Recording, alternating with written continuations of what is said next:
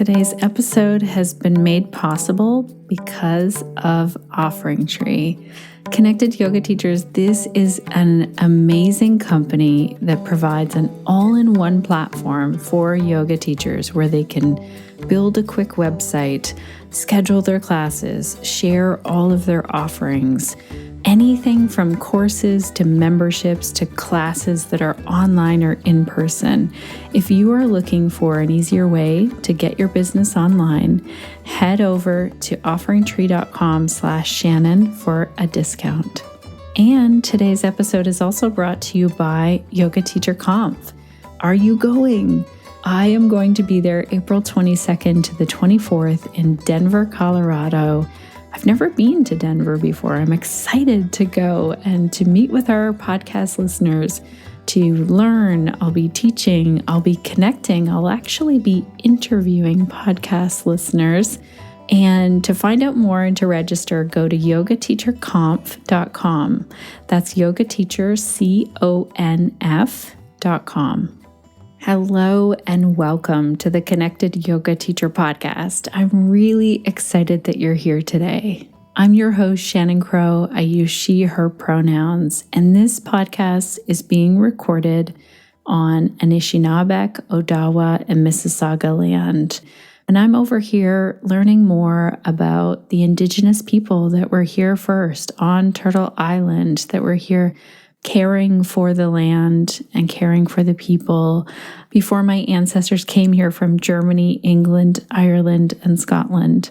And I'm also working at learning more about my roots and my ancestors and the practices that my ancestors did. Also, each week, returning listeners know this, I've been trying to share a random fact. This one's super random again this week. I have really wide feet. I feel like my feet are almost as wide as they are long.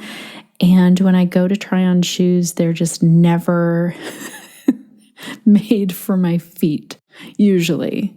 If you have wide feet, tell me, where do you shop for shoes? I really dislike shopping for shoes. I actually really enjoy wearing my rubber boots, but I can't wear them everywhere.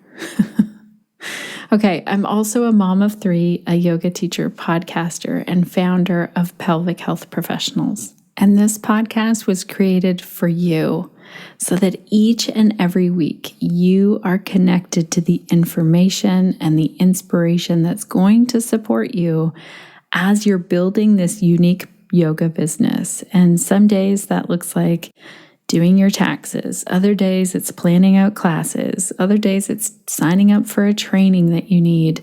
Today we're really going to dig in and talk about memberships, how to run a successful membership.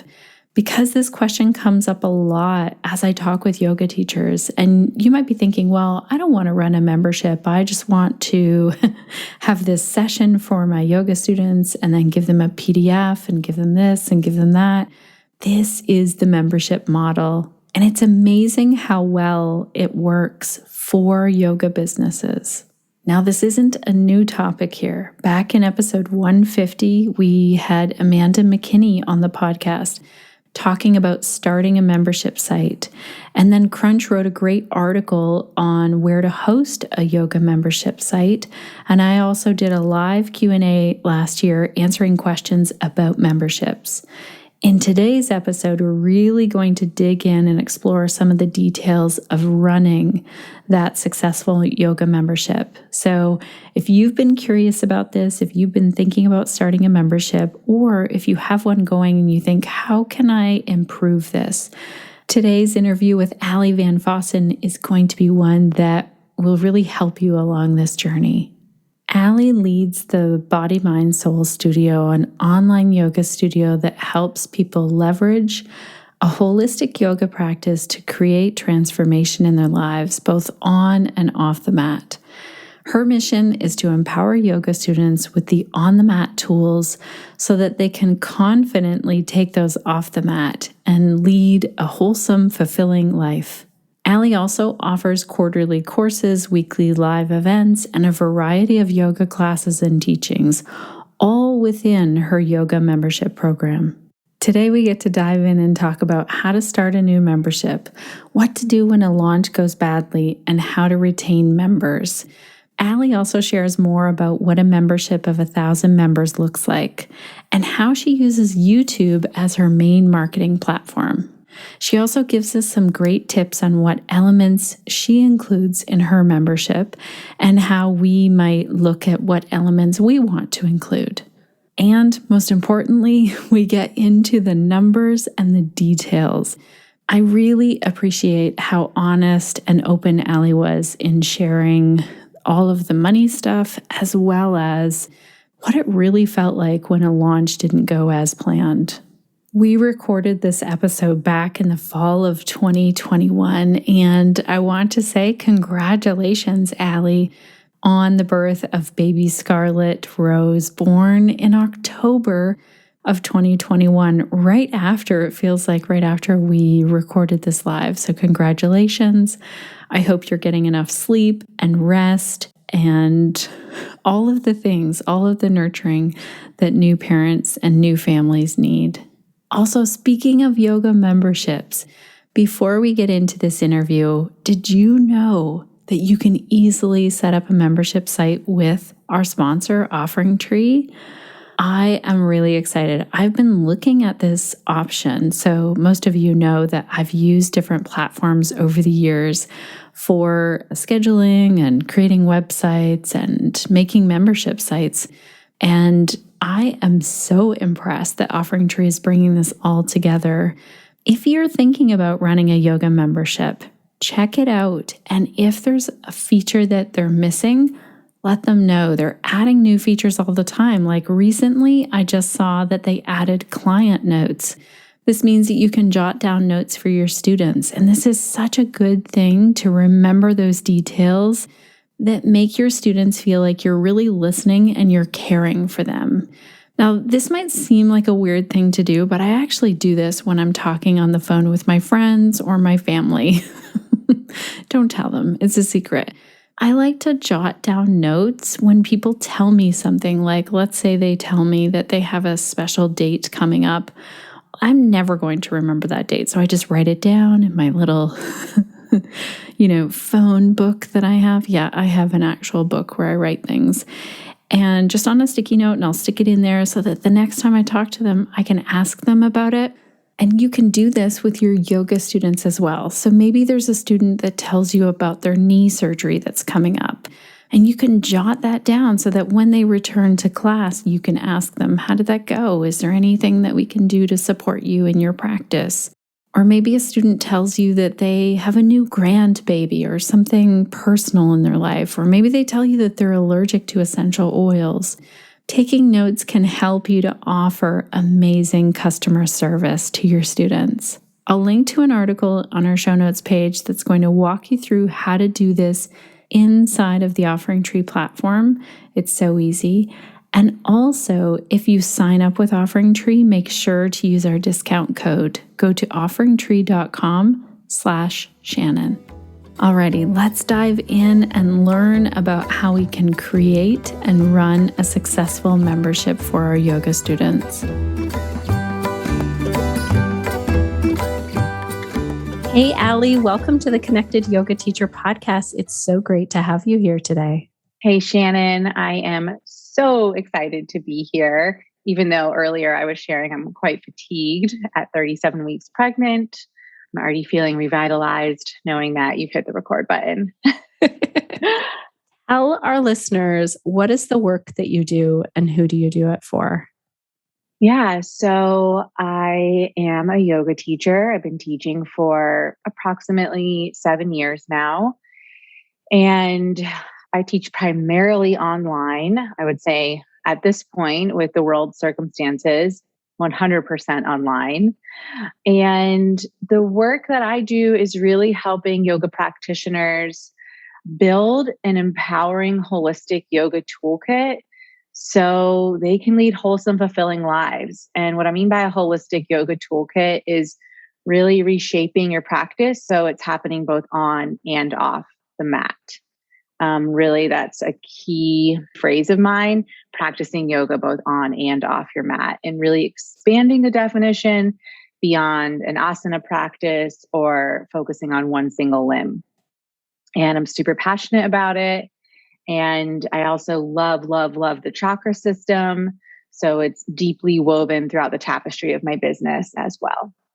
So when I went to your YouTube channel, I was like, wow, you have really built quite a YouTube channel. And you also have a large membership for yoga students also. Mm-hmm. Yeah.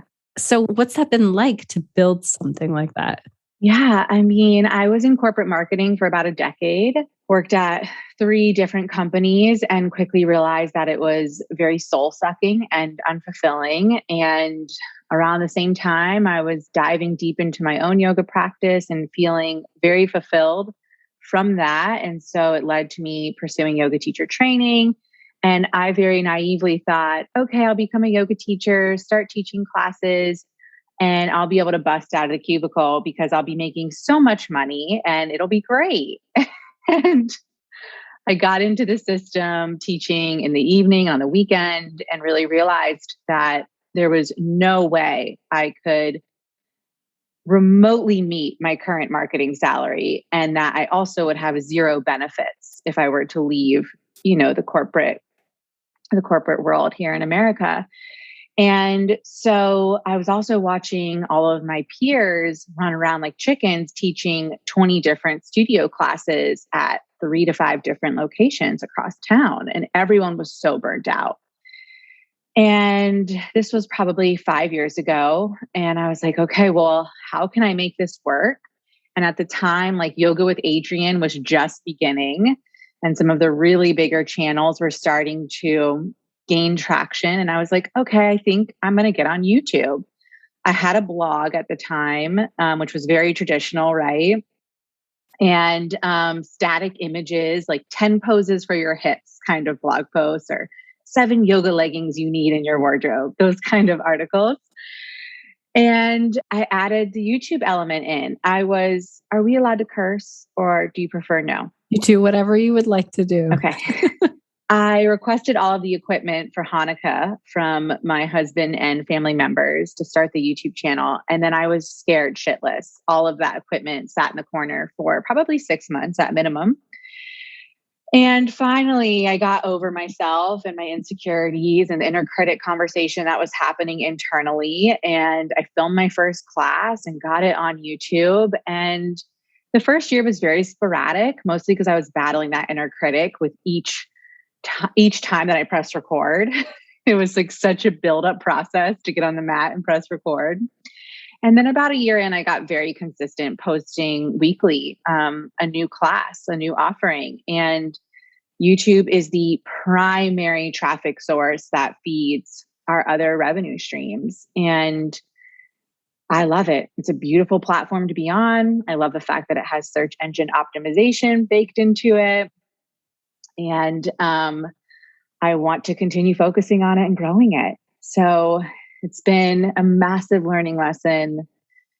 And as I'm sure you know, being an entrepreneur, just putting yourself out there, letting yourself be seen and heard and be so visible, really requires you to go through your own metamorphosis. And so I feel like I've gone through one, and so has our community that's joined us for the journey. That's amazing. Well, I really noticed when you sent me, here's my social media link. A lot of people now are sending me Instagram. And of course, I went and searched you on Instagram as well. But I see such a focus on YouTube. It looks like it's really current. That's the place where you're hanging out. You do have a presence on Instagram. And I like what you said, that YouTube is searchable. So I did forget to look at how many subscribers you have. Do you know now how many subscribers you have on YouTube, roughly? Yeah. We just hit the 150,000 mark.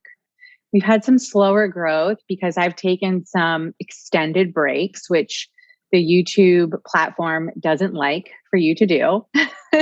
Like I've taken 3 months off and 6 months off within a 2.5-year period. And so YouTube really doesn't like that. And so now I'm kind of like rebuilding trust with YouTube's algorithm. And I think same on Instagram, right? There's the consistency and it feeds the algorithm and it lets it know like, hey, I'm here, I'm online, I'm not a bot. I'm putting up new, fresh, high quality content. And so, yes, I love YouTube because it's searchable. The content really is evergreen. It stays around forever and continues accumulating views. Views turn into subscribers. Subscribers turn into conversions onto my email list. My email list eventually, hopefully, if I'm doing my job well, turns into paying customers and people that join our community more intimately. Instagram, I've taken like a 2-year hiatus from. I just got really burnt out with being so visible for so many years. And I felt really conflicted. Like the messaging was to build out this Instagram strategy, and everyone was coming up with all these beautiful graphics and like video content. And I was already so bogged down with video content on YouTube. And I was also conflicted around like, do I keep sharing myself so intimately or do I go more business focused and less of Allie? And I just was like in my head so much about it that I was like, okay, I'm just going to take a break completely from Instagram. And it's almost been 2 years and I do miss it. I'm hoping to get back on Instagram. But for now, YouTube is my number one focus. That's really fascinating that like I want our listeners to really think about this, that you took a complete break for 2 years off of Instagram and still have 150,000 followers. I was like pausing because I was like, is that right? Like that's huge. And we can't be on all platforms. And I know the amount of time I spend on Instagram, on stories, and then they're gone. So it's making me think like we need to really see what is a good fit. Where do we like hanging out? And that's amazing that you also thought, how much do I want my own personal life being on here as well? Yeah. It's interesting to me that you say that because YouTube sometimes for a lot of teachers is more like it's harder to push the record button and then get it all up there and more revealing or exposing in some ways. Yeah. But you don't feel that. Not anymore. It's been too many years. I definitely felt that way before. I'm in a really love-hate relationship with Instagram. And I felt really guilty about it when I first went off the platform. Now I feel incredibly free and relieved. However, I have noticed a downturn in our sales. And I really think it's because that organic, messy, really personable connection with my community is now missing because YouTube is so polished and pre-recorded. And, we've got all this beautiful equipment that we work with and motion graphics that zoom in and out, so it's great. It's engaging. It's high quality, free at-home yoga. However, like Allie as just Allie and not as the yoga teacher identity is missing from the experience. And so I am noticing that the organic, intimate connection is waning.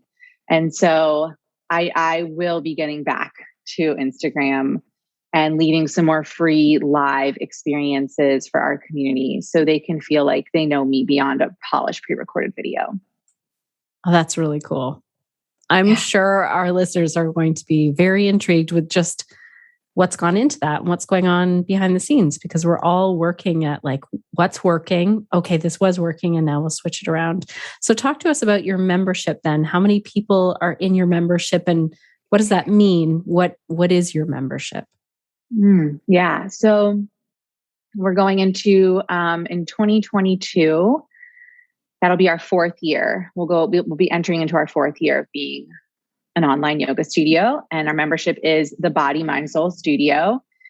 And I started it because I got really fed up with YouTube because YouTube is like a lot of things, generic. People want, 30-minute power yoga to start your morning and feel confident. And I wanted to do things around the 8 limbs and the chakras and some of these deeper, more meaningful topics. And they just would not get the view count that other videos were getting that were much more generic and surface level. And so I started the membership really out of that desire to go deeper with my community.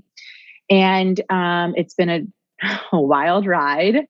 And it's our number one revenue stream. And it's the number one joy that I have as a business owner. It's been my favorite revenue stream thus far, or offer. I used to do one-off courses. And then I moved into the membership model and also in-person retreats. I also still love in-person retreats, but as we know, those are on hold right now. And I had to cancel 3 sold out ones in 2020. And I was like, ooh, so much money is leaving my bank account. But so our membership is a closed door model, meaning I open it twice a year with a live launch strategy, and we can talk more about that. And currently we just wrapped up a launch and we're hovering right around 1,000 family members. And we call ourselves family members because we really do get that close and intimate, and they really are that supported. Our price point is right around, we have an annual and a monthly. So if you average it out, it's right around $36. So you can do the math, $36, 1,000 members for our monthly revenue. And I have a small team of 3 part-time women that work with me, all yoga teachers as well, that support me in different capacities. And yeah, it's been incredible. Each year we've changed the content formatting and the model. And I feel like I'm finally arriving at the one I'll be sticking with for a few years. But so what does that look like then? Experiment. Yeah. Well, you have to figure out what works for you and your members. So what does it look like for members? What can they access in there then? Yeah. So year 1, I was putting out a new workshop each month, and it would include a weekly class. So depending on the month, it'd be 4 or 5 weeks, a bonus piece of content, and like a 10 to 20 page, beautifully graphic designed workbook. What I found though is introducing, and they were like heavy topics, like the 8 limbs, the chakras, Kriya yoga, the koshas, really like I've built a YTT in my membership without making a YTT.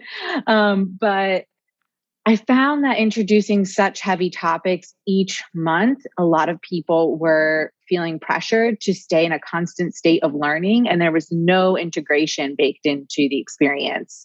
And I find that when people fall behind, especially women, they then fall into that fear, that feeling of guilt, and I'm bad and I suck and I'm not doing a good enough job. And then what happens is your worst nightmare as a membership owner is churn, or someone canceling their membership. I found after leading this membership for 3 years, it's really about sales and support. And baked into support is, how do we retain our members? How do we have really solid retention strategies? Because you can spend a lot of money getting people in the door, but then if they all leave just as quickly, you've got this like really broken, leaky, system.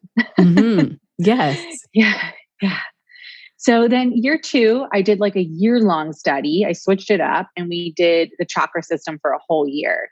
And certain chakras were given more than 1 month so that we could extend the system over a 12-month period. Again, though, I was introducing new heavy content each and every month. So I wasn't really switching it up too much, but we were staying focused on one specific topic within the umbrella of yoga. Last year, we moved away from that completely, and we moved to quarterly courses taught by myself and guest instructors. So technically, they're still getting 52 classes, 1 per week, but they're bundled into 4 experiences that are released each season, right? And so then that gives members a whole 3 months to work through the content at a pace that works for them, depending on their life season and their resources and their energetic capacity, which is so unique for each person. And then we also added weekly live events. And this was like in the height of COVID, right? When everyone was living online and loving the connection. And they were a mix of like, plan your month on the first of the month, co-working, live yoga classes, and a book club. And they were events led by me, the team, and also guest instructors. So this year has been big about me bringing in people because I'm pregnant. I want to have future babies. And I realized like this body can't be doing everything. Right. So that was a huge shift. Like, I am the brand and I don't have to also be the brand and the body Right. that does all the yoga and filming. And then at the end of this year, kind of rounding it out, I realized we went a little too extreme with the weekly live events. Weekly is too much to ask of people. It was working in the beginning. And then we just saw our attendance and our replay numbers just really drop off and dissipate. And I think it's a mix of people feeling like, oh, it's going to happen next month, so maybe I'll make it then. Or just, oh, I'm tired of being on Zoom. Yes. I think I'm seeing that across the board. Different people are saying that their signups are lower right now for online courses. Yeah. Yeah. Our recent launch was a little bit terrifying. Yeah. And I can talk about that in a moment. Drastically different than our last 3 launches before that. And we rely on those numbers to make ad budget decisions. Yeah. So we were wildly surprised. And this year, we're keeping a very similar format that I just shared, except a lot of things are going to move to quarterly. So a quarterly book club instead of a monthly book club. Instead of a monthly live class, there'll be a quarterly live event that's a few hours instead of 1 hour. And my hope is that by keeping everything really connected to the season or the quarter, people can prepare for it more and really make it matter and prioritize it on their calendar. Just like a yoga class, less is more. Yeah. The most skilled teachers can teach the pose with the fewest amount of cues, right? And it's kind of that same ideology or premise that with a membership, the more potent you can make it, but the less frequent, I think people feel more connected and like they're getting a return on their investment. And so instead of going ham with tons of offerings, we're going to pull back in year 4 and see what happens. Connected yoga teachers, I'm popping in here for a moment before Allie tells us about a launch that did not go as planned. I wanted to tell you about the Yoga Teacher Conference in Denver, Colorado. I wanted to pop in real quick and tell you something that I'm very excited about. I have found out that 4 of us who have podcasts, so Rebecca, Amanda, Mado, and myself, are all going to be there talking with podcast listeners. So we'll be interviewing people who want to be interviewed by us, and also just there talking to podcast listeners and meeting with all of you. And I'm really excited. This is one of my favorite things about a conference, is when I can talk with yoga teachers in real time, face to face. I cannot wait. If you are interested in attending the Yoga Teacher Conference, or if you want to find out about online offerings that are happening as well, go to yogateacherconf.com. That's yogateacherconf.com. This conference is happening April 22nd to the 24th in Denver, Colorado. It is priced in such an accessible way. The hotel rooms as well are really reasonably priced, and everything's happening right there. So if you're interested, make sure to check out what's happening. Also, we did a bonus episode a while back, and I'll make sure to link to that in our show notes in case you'd like to hear me asking a lot of specific questions about where do we go? How do we get there? What do we wear? All of these questions I had for Allison. I'll link to that in the show notes as well. Alrighty, let's get back into today's interview and hear how Allie dealt with a launch that didn't go as planned. I'm so glad that you said that you're okay with talking about a launch that didn't go as planned. So tell us, what was that like? You know what? It was really difficult in some ways. And also the silver lining was it's the first launch that I wasn't in an emotional spiral of attaching myself to the results and bashing myself and identifying as I am bad, I'm a bad teacher, I'm a bad business leader. So none of that was part of the conversation. And so for that, I'm so thankful. Because 5 or 6 years down the road, I'm finally feeling like, okay, this is data. This is information. And it's simply a trail of breadcrumbs for me to make changes the next time I launch. I don't have to cry and like name call and, all that negative self-speak and blaming that you feel as an entrepreneur and a business owner and really responsible for the results. So that was like the positive is I really can see and feel my growth as an entrepreneur in that way. The difficult part to swallow was, okay, last spring, we did the exact same challenge. We do a 7-day challenge, and that goes into our open cart. And we have a 4.5-day open cart period.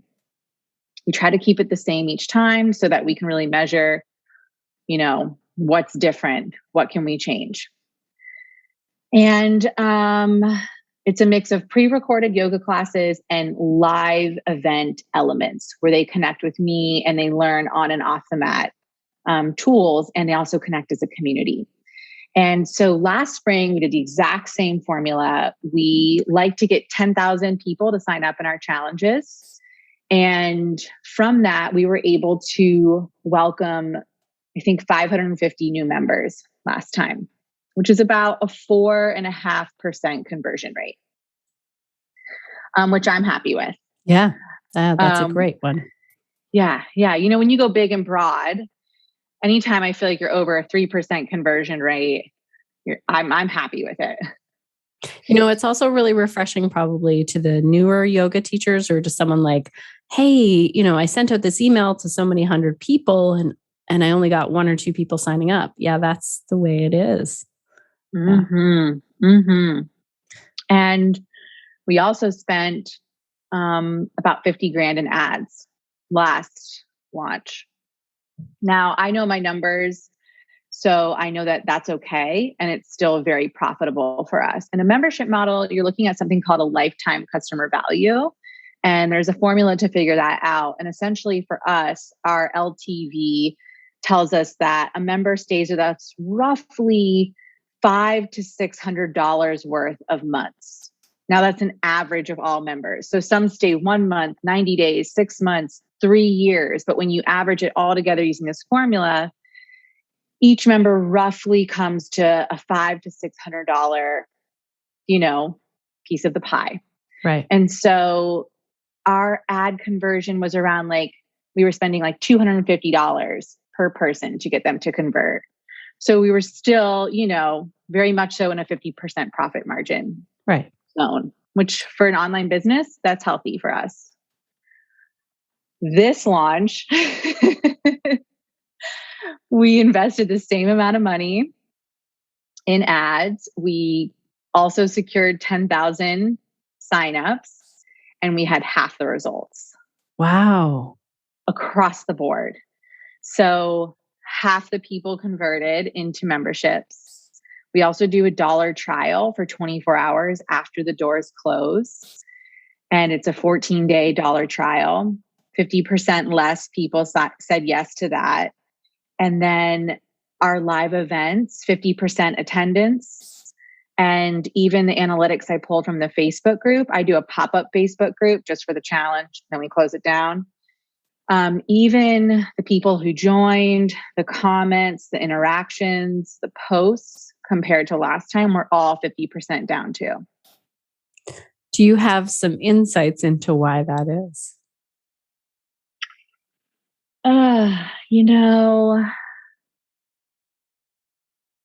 I think there's 3 key things happening. One, going back to the beginning of our conversation, because I've been really behind the scenes and not so front facing and really being more exposed and vulnerable and messy, we've relied heavily on using and utilizing Facebook ads to secure our leads. And so I think I really need to do my due diligence and get back out there, like I said, and build that relationship again. So it's not a ton of cold leads coming in, and this is the first time they're hearing about me, and then hoping they convert, into a paid offering. Right. So that they really get to know the person behind the brand.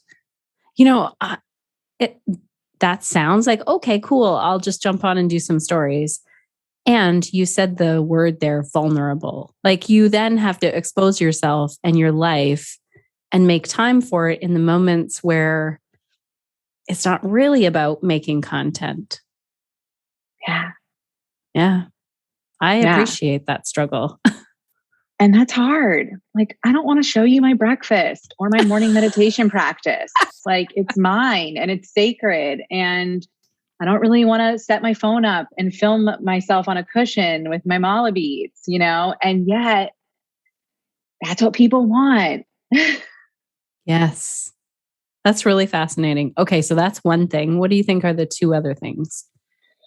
The other thing I think is, there's all these articles going around talking about how people are feeling this emotion or having this experience of languishing. I think I've seen it in like the Washington Post and the New York Times. Different psychologists are talking about how we're like really in this annoying in between zone with COVID. We all thought, summer of 2021 as the vaccine rolled out, that it was the light at the end of the tunnel. Then here comes Delta.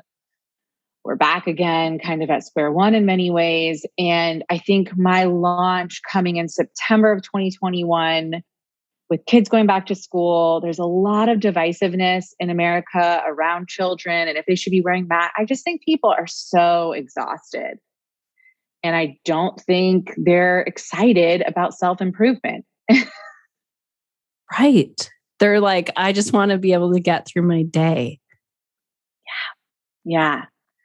That's really interesting because that feels like that's the time when we need that grounding practice. Yeah.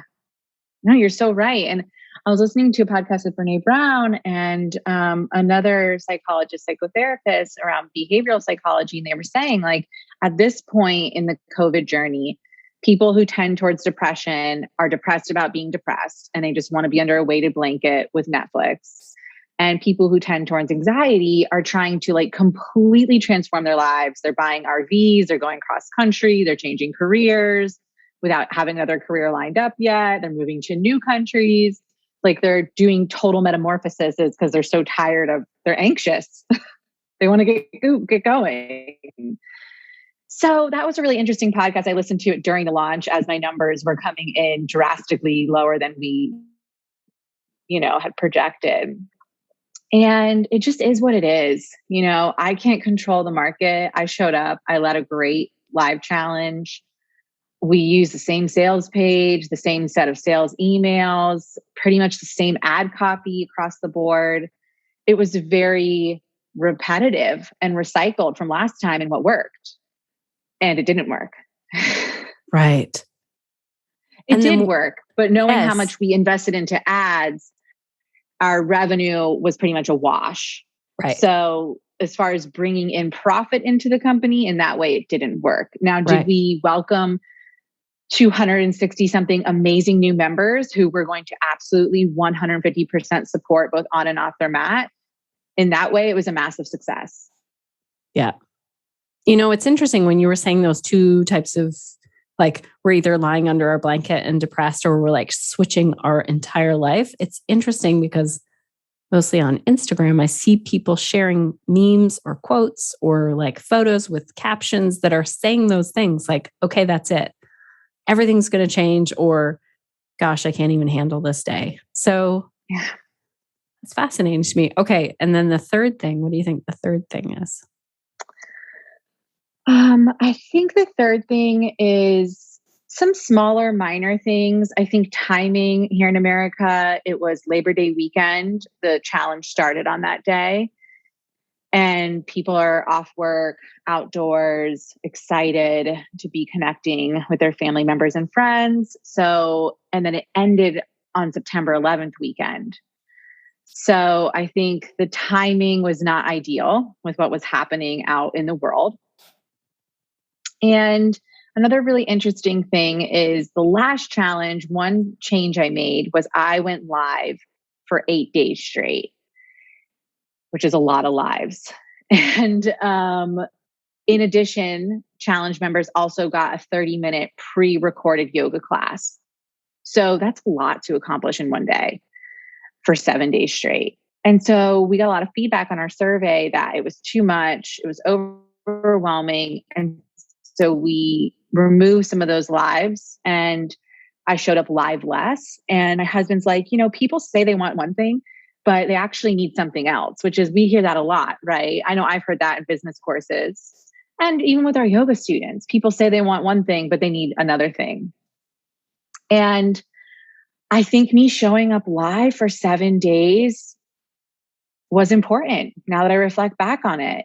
Even though they say they were overwhelmed in the survey, I think just me being front facing, live, messy, making mistakes, being vulnerable, built that trust and connection more than it did this time when I showed up 5 times live instead of 8.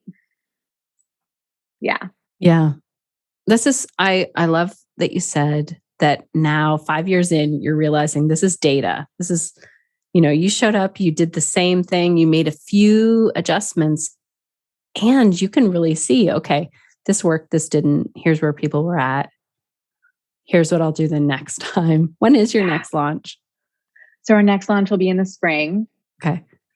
And I'm excited. Just, it's so crazy to even be able to say that to you. I literally just was about to say to you, I'm excited to see what happens next. A year ago, I would have not been saying that. I would have been saying, I'm scared, I'm nervous, what if I can't get back to what we created at those other 2 launches that did so well? And now I'm finally embracing that entrepreneurship is experimentation.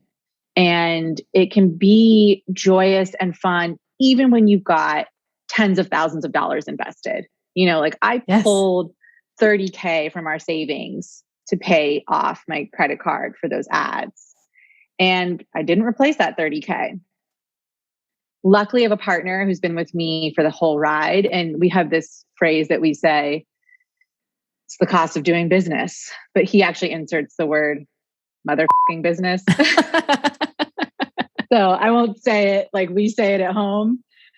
But when we have a bomb like that, we're both just it's the cost of doing business. We'll get another win around the corner next time. Yeah. I've had a lot of experiences like that where I'm like, whoa, where did all that money go? Our listeners, some of them will be thinking, oh my gosh, this is nothing near what I do. Well, guess what? It's exactly the same when you need to fill 12 spots in your class to pay your bills and to pay the rent at that studio. And you just need to make it work. And you're like, oh my gosh, I'm like, you're scrambling at the end to get those 12 spots, or one time is easy. And then the next, it's like, we have to cancel it. We can't even run it, or we have to make some tough decisions, or we have to lose some money. Yeah. It is the same. You just increase the amount that you're playing with.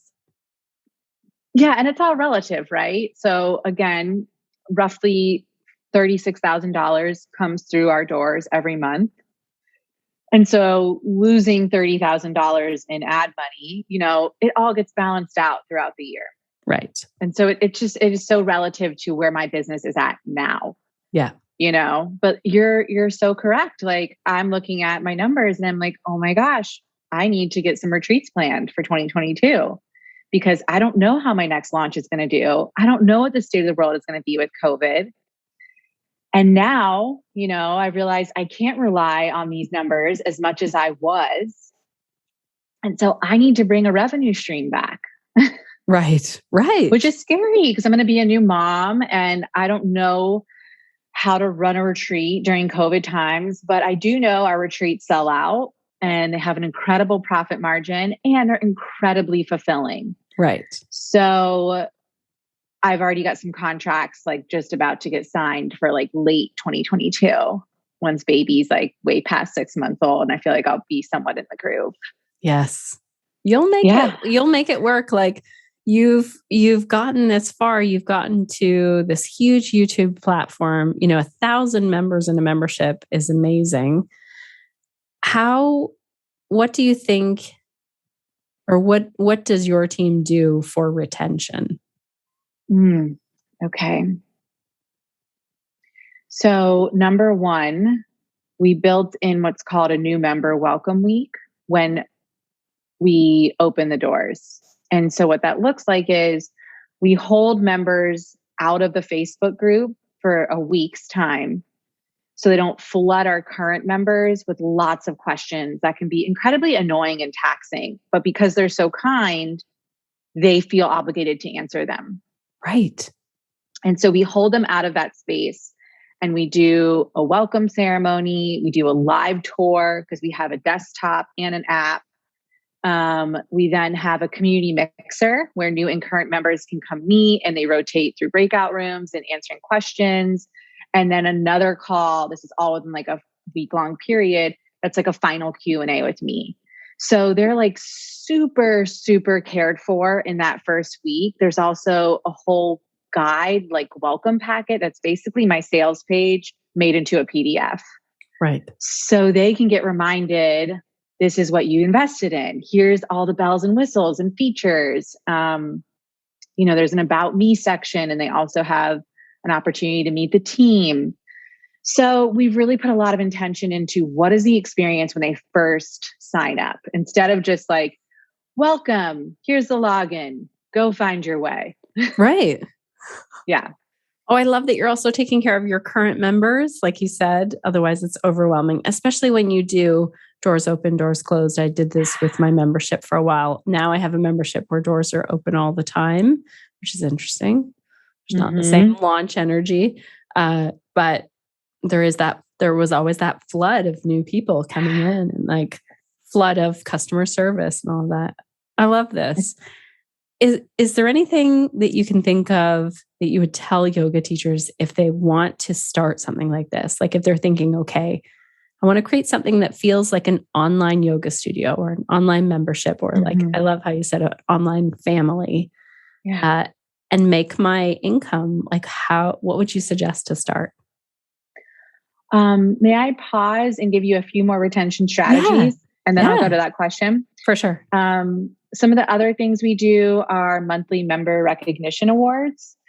So we have this live call in the first of the month, and we're kind of watching the Facebook group or the email conversations that people are having with the team. And we have 3 designated awards, and we announce those 3 winners each month, and they get a gift card to some kind of yoga related company. And then, we announce them in the email that goes out weekly. Like, these are our monthly winners. There's a Facebook post. So that's another retention strategy, letting people really feel seen, and then other people celebrating them too. Another retention strategy we have is our email goes out weekly, and there's an announcement section. There's upcoming and recent events that link to, either the Zoom link or the replay. And then we have a whole community section where we've outlined like 6 different topics, and we link to, I use the number 7 a lot for the chakra system. So, we have like ask or support or celebrate. And beneath each of those topics, we link to 7 posts in the Facebook group from that week with like a really one-liner small summary. Shannon nailed her headstand on the mat this week, and we link to the post that she put up in the Facebook group. So we just try to find all these ways that are easy. It wasn't so easy getting it all set up, but now that it is set up and there's a system, we try to find all these ways to get community in front of community. So if you took a break from the Facebook group for a few weeks and you open your weekly email, you're like, okay, I want to get plugged back in. I'm going to scroll through this community section and click on a few links and see what's going on in the group. And you don't have to go into the main group and search for yourself. That's a great idea. I'm so curious as well. How do people win an award? Is it like they do so many videos, or?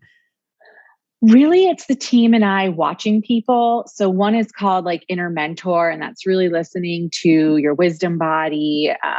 We connect to your third eye chakra.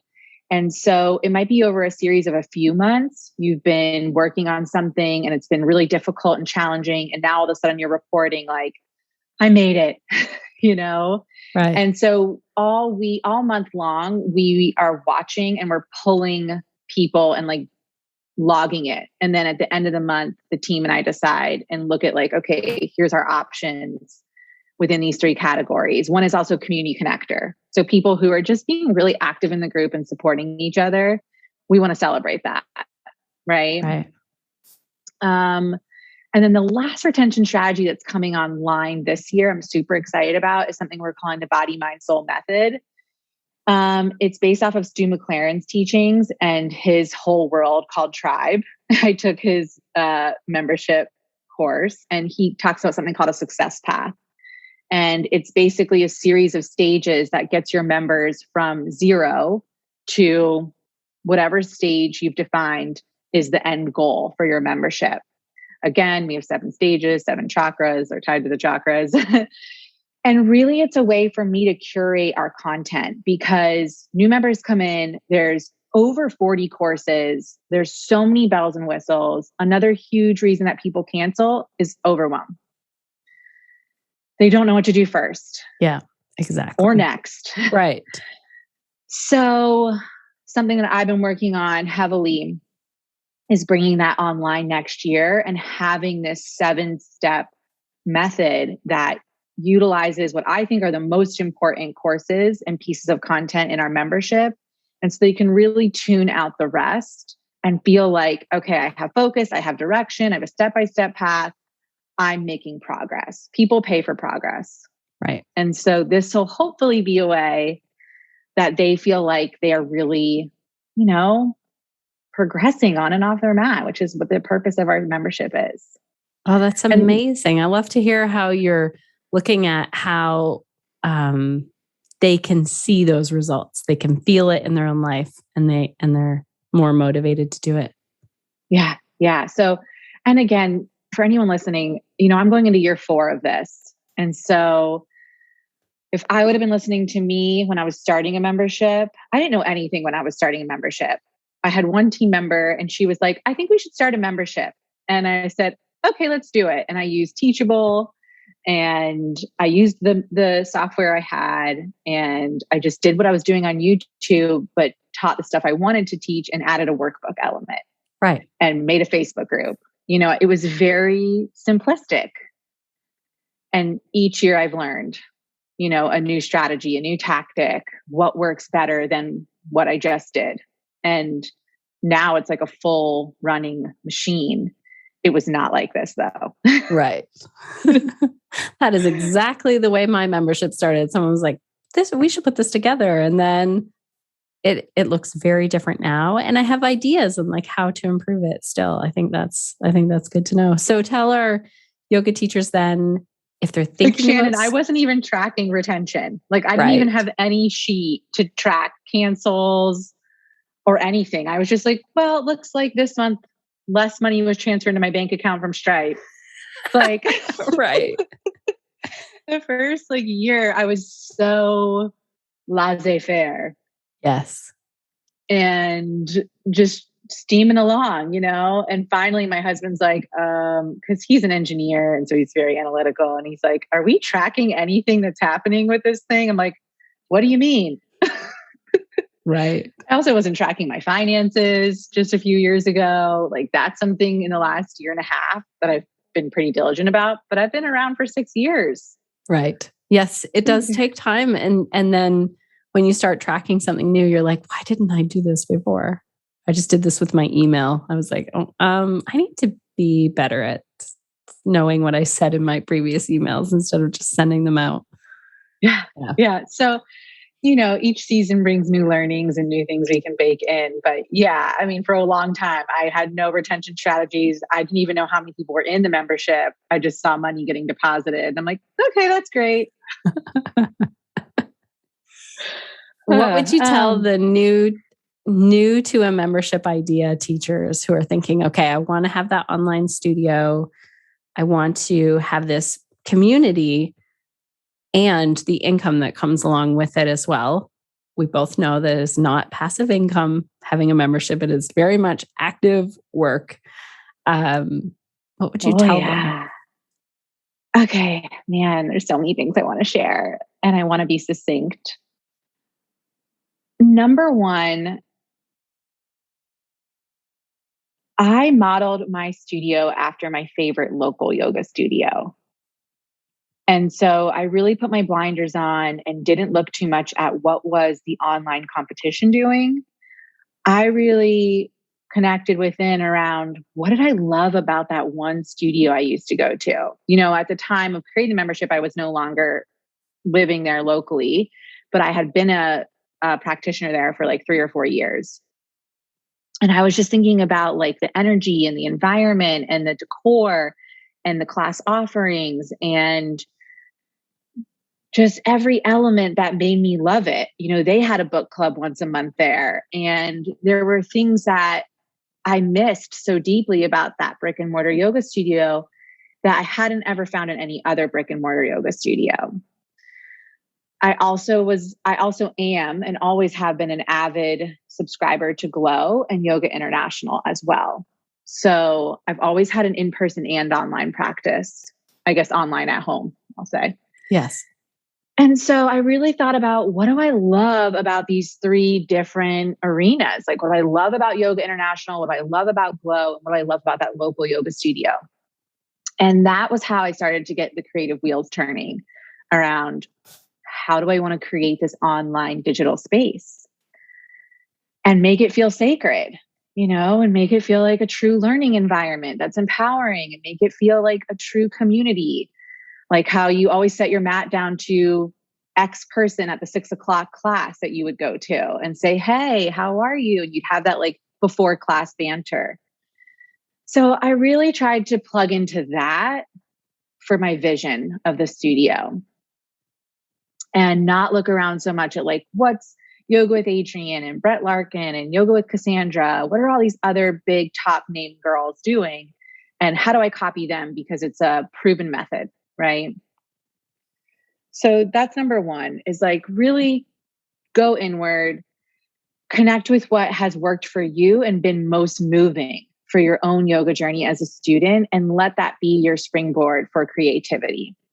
The other really important thing, I think, is, again, staying focused on, if I'm going to make these elements part of my membership, well, then what is the value I place on that based on my training, my hours of education, and knowing that like we get to decide our pricing.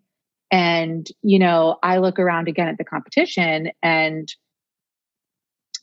Cassandra has like a $15 monthly subscription plan. Adrienne's is like $9.99. Mine's $39. So Right. While I have less people, when you think about it, Adrienne needs 4 people to equal my 1 person. Right. And Adrienne's got a huge base. So for her, it works. And for me, that doesn't work. $9.99 a month does not work. Yeah. Right. And so I really want to embolden people to charge what feels right. Yeah. That is really good that we're not looking at, well, why wouldn't someone just go over there and get this thing? Well, your offering is different and you know how much it's worth and you've priced it and you're sticking with it. That's amazing. Yeah. And okay. I think those are the 2 biggest things, or just stay really connected to what matters to you. Don't worry about all the bells and whistles. Once you get it online, my last one is, I do really recommend Stu McLaren's community, his tribe course. Yes. That really gave me, I did that course 2 years into my membership journey. And it gave me a lot of building blocks to grow the membership. I wouldn't necessarily say you have to go do that course right now. At some time though in your journey, it was incredibly beneficial for me. Right. And it could be someone else who does membership. But did you use him too? No, I'm a member of the Membership Academy. Okay. Which is a monthly one. It's not like a program where everyone's going through it at the same time. It's doors open. I think doors are open. I've been a member for quite a while. But what's interesting is I don't get in there and use it all the time. I have to really make myself do that. Yeah.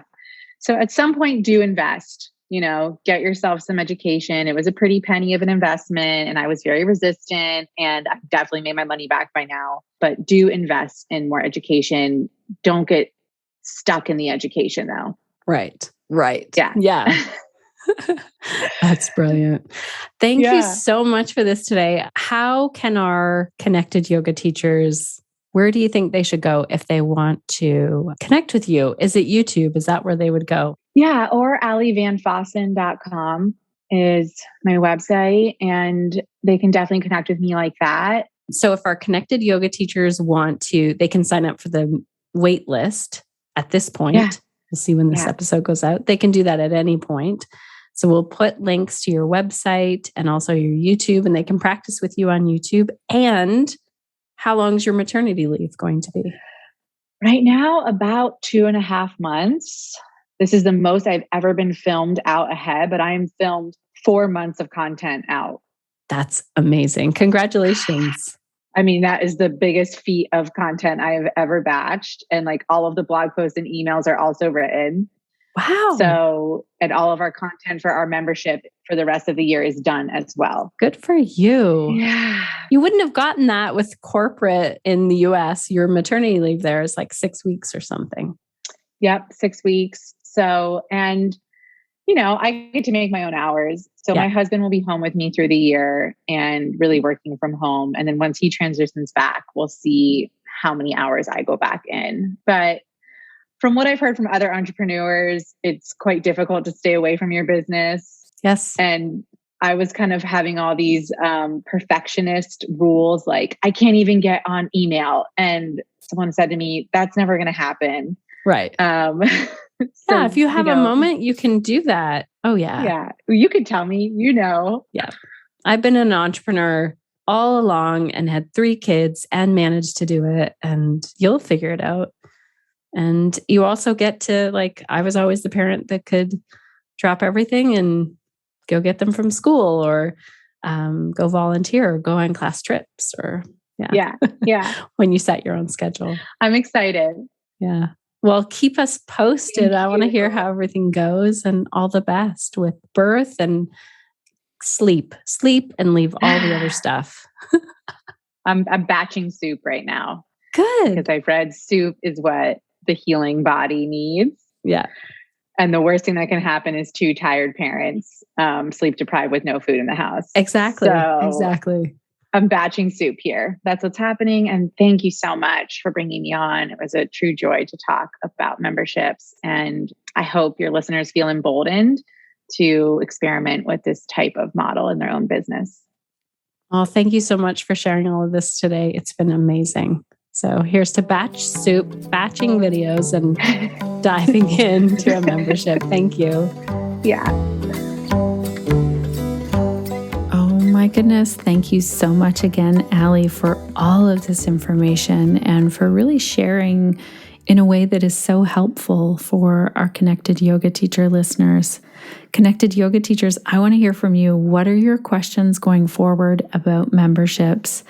I also want to say one of my key takeaways here shared by Allie was when she said, entrepreneurship is experimentation.